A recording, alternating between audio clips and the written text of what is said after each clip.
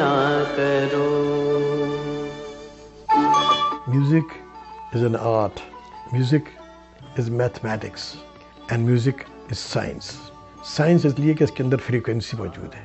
Mathematics اس لیے کہ اس میں تال موجود ہے, گنتیاں موجود ہیں. 8 ماترے کی تال, 10 ماترے کی تال, 6 ماترے کی تال. And art اس لیے کہ with the help of rhythm and melody you are expressing yourself. آج جانے کی ضد نہ کرو. میں سمجھتا ہوں مجھے بچپن سے ہی فنون لطیفہ کی طرف میری طبیعت مائل تھی. کوئی اچھی آواز سنتا مجھے وہ اچھی لگتی. لوگ آرٹ کی طرف بچوں کو جانے نہیں دیا کرتے تھے. ہمارے گھر میں کیا, محلے میں, شہر میں, سارے ملک میں یہ تھا کہ میوزک جو ہے وہ کوئی رسپیکٹیبل چیز نہیں ہے. اور مجھے اس پہ بڑا غصہ آیا کرتا تھا.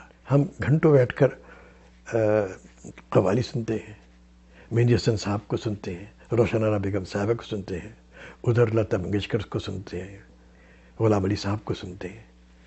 تو پھر میوزک کو برا کیوں کہتے ہیں؟ What's wrong with this? اور موسیقی تو فطرت کے اندر موجود ہے. ہمارا چلنا پھرنا یہ بھی میوزک ہے. دیر از ردم ان اٹ. سورج کا نکلنا, سورج کا غروب ہو جانا, یہ ردم ہے. چاند کا نکلنا ایک خاص وقت پر اور پھر ڈوب جانا اور پھر 28 دنوں کے بعد پھر رنگ گزارنا, یہ بھی. تو موسم, سردی, گرمی, خزاں, بہار, دس از آل میوزک. تم کو اپنی قسم جان جان, بات اتنی میری مان لو. میں نے کسی کو ہارمونیم پہ بہت اچھا بجاتے ہوئے دیکھا تو میں نے اپنی والدہ سے کہا کہ ہمارے گھر میں اسٹور میں مجھے صندوقوں کے علاوہ ایک عجیب سا باکس نظر آیا. کہنے یہاں بیٹا وہ ہارمونیم ہے. میں نے اس کو نکالا اور دیکھا اس کو. میں نے, چونکہ مجھے مسافری کا شوق تھا, جو سینس آف سیمیٹری ہے وہ تو سمجھ میں آتا تھا. جیسے ہی میں نے دیکھا کہ 2 بلیکس 3 بلیکس 2 بلیکس 3 بلیکس, مجھے محسوس ہوا کہ یہ لوور آکٹیو ہے, یہ مڈل آکٹیو ہے, یہ ہائی آکٹیو ہے. اور اس طریقے سے میں نے کچھ سر نکالے, وہ بجنے شروع ہو گئے. جب آواز اندر گھر میں پہنچی تو بہن بھائی اور والدہ آئیں. میں نے کہا ارے تمہیں کیسے بجانا آ گیا؟ میں نے کہا ایسی, میں نے خود چھڑا بجنے لگا. تجھے اپنے دل سے میں کیسے بھلا دوں. پھر میں نے ایک صاحب کو جن کو میں نے بہت اچھا بجاتے ہوئے سنا تھا, ان کے پاس گیا. ان سے میں نے کہا میں سیکھنا چاہتا ہوں. تو پھر انہوں نے مجھ سے کہا بات سنو, music is not your cup of T. تم اپنا یہاں وقت ضائع کر رہے ہو, تو کچھ اور کام کرو, اس کو چھوڑ دو. میں پھر وہاں نہیں گیا. اور جب میں گھر واپس آ رہا تھا اپنی سائیکل پہ بیٹھا ہوا تھا, سوچ رہا تھا کہ استاد نے میرے بارے میں کچھ کہا ہے تو غالباً ٹھیک ہی کہا ہوگا. لیکن پھر ایک خیال آیا کہ ہو سکتا ہے کہ میرے من میں جو آگ ہے اس سے وہ واقف نہیں ہے. تو پھر میں خود ہی شروع ہو گیا. پھر میں نے کتابیں حاصل کی موسیقی کی, کلاسیکل میوزک کی.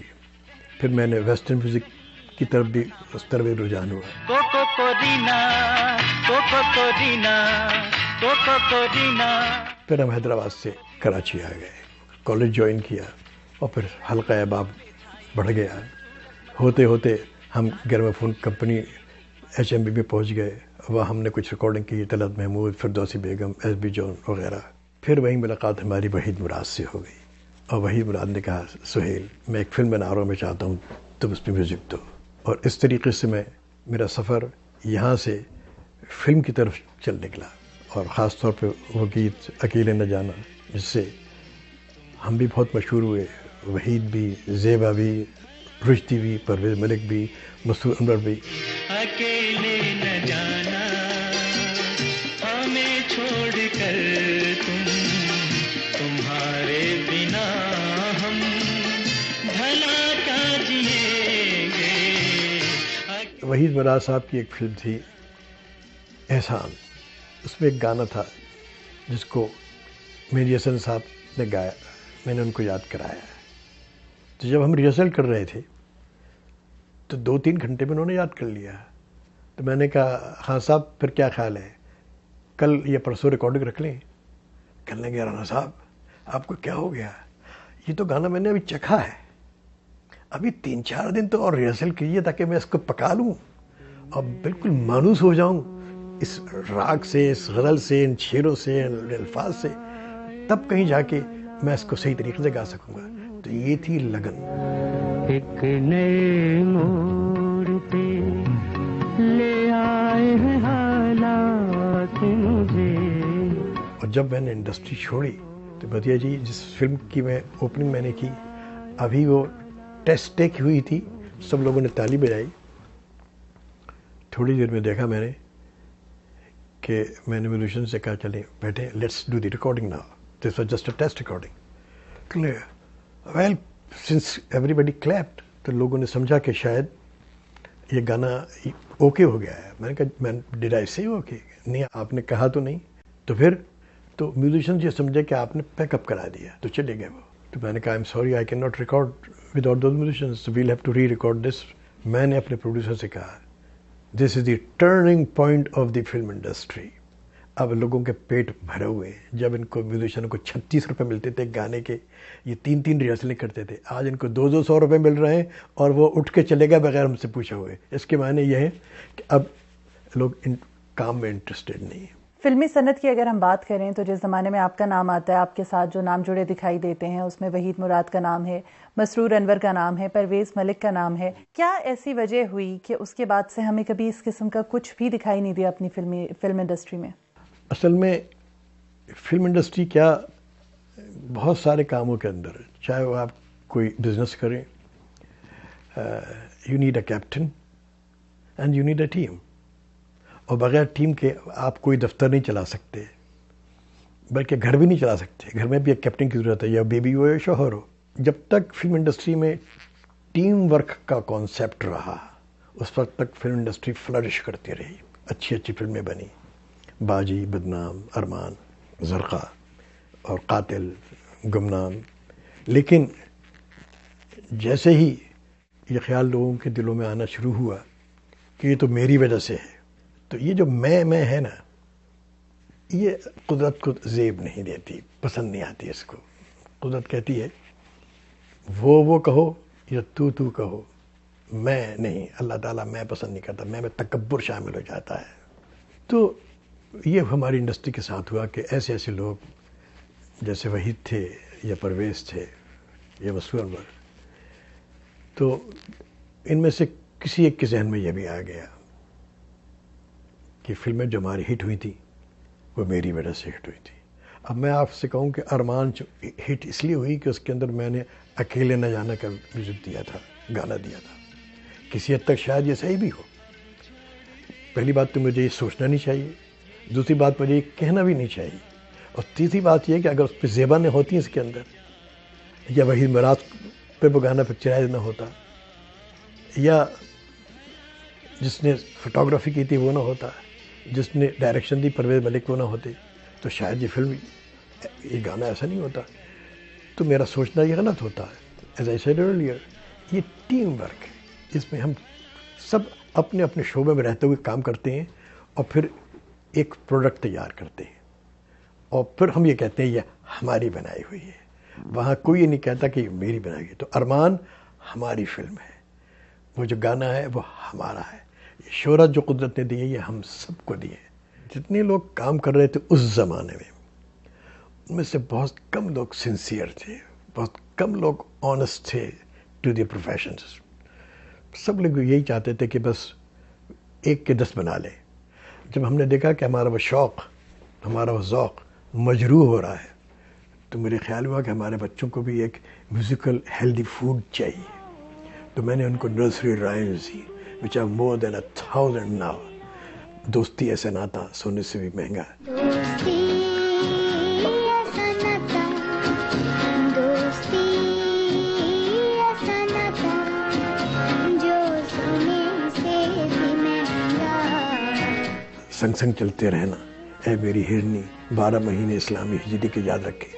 اور ہر گیت کے ذریعے جیسے میں نے آپ سے عرض کیا, سکھانے کی کوشش کی. کیا سکھانے کی کوشش کی؟ وہ علم جو اللہ تعالیٰ نے ہمیں دیا ہے, وہ علم جو ہمارے بزرگوں نے, استادوں نے ہمیں دیا ہے, وہ اس کو ہم ہلکی چھوٹی سی کینڈیز کی شکل کے اندر ان کو دیں تاکہ وہ آرام سے اس کو یاد کر لیں. یہ بتائیے گا کہ ایک زمانہ تھا آپ موسیقی تخلیق کرتے تھے اور ایک آج کا زمانہ ہے, تب کے میوزک میں اور آج کے میوزک میں آپ کو کیا فرق لگتا ہے؟ کیا یہ پازیٹیو ہے یا ہم غلط راہ پہ جا رہے ہیں؟ ایک زمانہ تھا جب آپ اگر HMV میں اپنا ریکارڈ بنوانا چاہتی تو آپ کا ریکارڈ نہیں بن سکتا تھا جب تک کہ ایک بورڈ جو کہ وہاں آپ کو اپروو نہ کر دے، اور وہ خود چل کے آپ کے پاس آیا کرتے تھے. مجھے بھی شروع میں جب میں گیا تو میرے چوکیدار نے اندر نہیں جانے دیا ہے. تو اب وہ لوگ جو خود ہی لکھ رہے ہیں، جن کو پتہ نہیں شاعری کیا ہوتی ہے، شاعری کے عروض کیا ہوتے ہیں، سکتہ کیا ہوتا ہے، مصرع گرا ہوا کیا ہوتا ہے، انہیں پتہ نہیں کارڈ کیا ہوتے ہیں، انہیں پتہ نہیں راگ کیا ہوتے ہیں، انہیں پتہ نہیں سم کیا ہے، خالی کیا ہے، تال کیا ہے، لے کیا ہے. جب آپ کسی چیز سے ٹیکنیکلی واقف نہ ہو اور اس کو ٹیکنیکلی پیش بھی کرنا شروع کر دیں، اور پھر just because you happen to be a rich man's son, یا آپ کے کچھ تعلقات ہیں اور آپ اس کو ریکارڈ کر لیتے ہیں، اور خود ہی جا کے اب بہت سے گھروں میں آپ کو لوگ ایسے ملیں گے، بچیاں جو ریکارڈ بنوا رہے ہیں ان کے گھر میں رکھے ہوئے ہیں، وہ کسی شیلف میں بک نہیں رہے، کوئی خرید نہیں رہا ان کو. کبھی آپ کو پچھتاوا ہوا کہ آپ نے فلم انڈسٹری چھوڑ دی؟ ہوا، اس لیے ہوا کہ فلم جو ہے ایک کمپلیٹ میڈیم ہے جس کے اندر سارے آرٹس یکجا ہو جاتے ہیں. پینٹنگ ہے، میوزک ہے، ڈیزائننگ ہے، اسٹوری رائٹنگ ہے، شاعری ہے، اور ایکٹنگ ہے. یہ ساری چیزیں ایک میڈیم کے اندر موجود ہیں جس کو آپ کہتے ہیں فلم. تو وہ ایک پلیٹ فارم ہے جہاں we can express our self individually and of course later on collectively. تو وہ ایک میڈیم، ایک پلیٹ فارم چھوٹ گیا. میں خوشیاں ڈھونڈنے نکلا تھا، اب ہر دم آہیں بھرتا ہوں جب پیار میں دو دل ملتے ہیں. میں نے ہجرت اپنے بچوں کی وجہ سے کی، حالانکہ میری وہاں دکان سجی ہوئی تھی. میں 3-4 آرگنائزیشنز کا ایڈوائزر تھا، شالیمار ریکارڈنگ کمپنی کا ڈائریکٹر تھا، کمپوزر تھا، جس کو بچوں سے لے کے ہیڈ آف دا اسٹیٹ مجھے جانتے تھے، پہچانتے تھے. پذیرائی تھی، عزت تھی، پیار تھی، محبت تھا، بہن بھائی تھے، دوست احباب تھے، ایک حلقہ احباب تھا. سب چھوڑ کے میں اپنی اہلیہ کے ساتھ، اپنے بچوں کے ساتھ ہجرت کر لی. اور ہجرت کرنے کا مقصد صرف یہی تھا کہ بچوں کو اعلیٰ تعلیم دی جائے اور ان کو گرین پاسپورٹ کے علاوہ ایک اور پاسپورٹ دیا جائے، تاکہ کوئی ان سے یہ نہ پوچھے کہ ہٹ جاؤ، کسی اور کو آنے دو. افسوس صرف اتنا ہی ہے کہ وہ گلیاں، وہ شہر، وہ دیس، وہ سونی دھرتی، وہ دکانیں، وہ نکڑ، اسکول، وہ کالج، وہ یونیورسٹی، یہ سب یاد آتا ہے. انڈسٹری بھی یاد آتی ہے، دوست بھی یاد آتے ہیں. یہ یادیں ہیں جو آتی ہیں. لیکن پھر کیا کیا جائے، انسان کو وقت کے ساتھ سمجھوتہ کرنا پڑتا ہے، لیکن اس کے عوض آپ کو بہت ساری اچھی چیزیں ملی ہوئی ہیں. تو آپ جب یہ سب چیزیں دیکھتی ہیں تو آپ سوچتی ہیں you haven't lost much, you have gained. اور جو آپ نے کھویا ہے وہ دراصل ماضی ہے. اور ماضی آپ کھوتے کہاں ہیں؟ جب آپ چاہیں سوئچ بٹن دبائیں اور جو یادیں آنی شروع ہو جائیں گی. تصویریں بھی ہیں، ویڈیو بھی ہیں، وہ سب موجود ہے.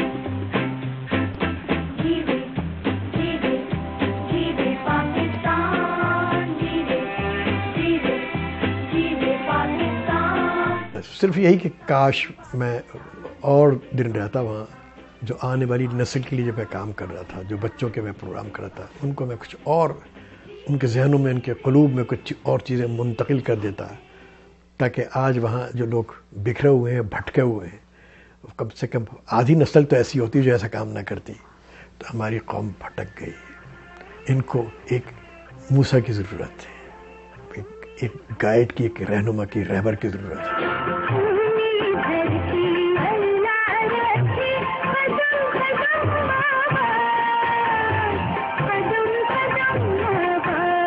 لیکن ہمیں پر امید ہونا چاہیے کہ ایک نہ ایک دن ہماری انڈسٹری میں بھی ایسے رہبر آئیں گے، ہمارے شو بزنس میں بھی آئیں گے، ہمارے دیش پاکستان میں بھی آئیں گے. میں چاہتا ہوں قائد اعظم کا پاکستان، علامہ اقبال کا پاکستان، بلے شاہ کا پاکستان وہ واپس آئے. اور وہ ایسے ہی آئے گا جب آپ، میں، ہم سب مل کے اس کے لیے کام کریں. میں کام سے تھکتا نہیں ہوں، نہ کل تھکا نہ آج. مجھ میں الحمدللہ ایسی انرجی ہے کہ آج اگر پاکستان مجھے بلائے گا میں پھر حاضر ہوں. پھر ویسے ہی قومی نغمے شروع ہو جائیں گے، سونی دھرتی ہے، جیوے پاکستان، تیرا پاکستان ہے، میرا پاکستان ہے.